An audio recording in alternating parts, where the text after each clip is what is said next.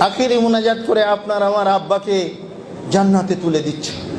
আয় আল্লাহ, আজকে সাহেবে দামাত যেই উদ্দেশ্য নিয়ে এই আয়োজন করেছেন, আল্লাহ তার উদ্দেশ্য খানা কবুল করে নিন।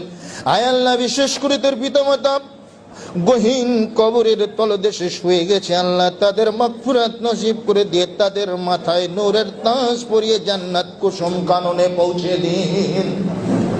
এই বলতেছে আর হুজুর কাঁদতেছে। আমি আপনাদের একটা প্র্যাকটিক্যাল করিয়ে দিই। এই যে আমার হাতে আমি চিমটি দিচ্ছি, আপনাদের হাতে ব্যথা লাগে? আমার কিন্তু বেশ ব্যথা লাগছে। আপনাদের হাতে চিমটি দিলে আমার হাতে ব্যথা লাগবে? মা মরে যায় আপনার, বাপ মরে যায় আপনার, হুজুর কান্দে কেন?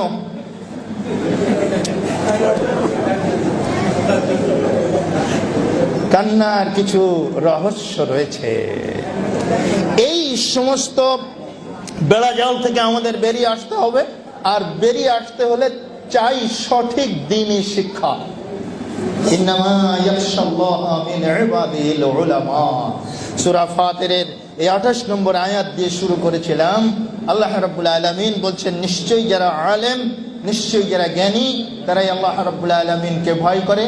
আসুন আমরা সঠিকভাবে শরিয়াতের ইলম অন্বেষণ করি।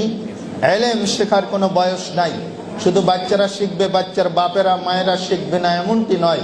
সবাই সম্মিলিতভাবে দ্বীনের জ্ঞান, দ্বীনের ইলম আহরণ করতে হবে।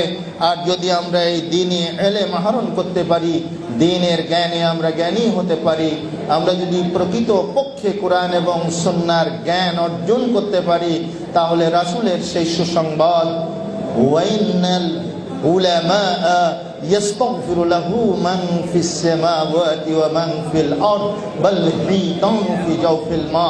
আকাশ ও পৃথিবীতে যা কিছু আছে, বিশাল জলরাশির ভিতরে যে মৎস্যরাজি রয়েছে, দিগন্ত বিস্তৃত অতল স্পর্শী সমুদ্রে যে অসংখ্য মৎস্যরাজি রয়েছে, তারাও পর্যন্ত আল্লাহ রাব্বুল আলামিনের কাছে আলেমদের জন্য ক্ষমা ভিক্ষা করে, আলেমদের জন্য ইস্তিগফার করে, আলেমদের জন্য ক্ষমা প্রার্থনা করে।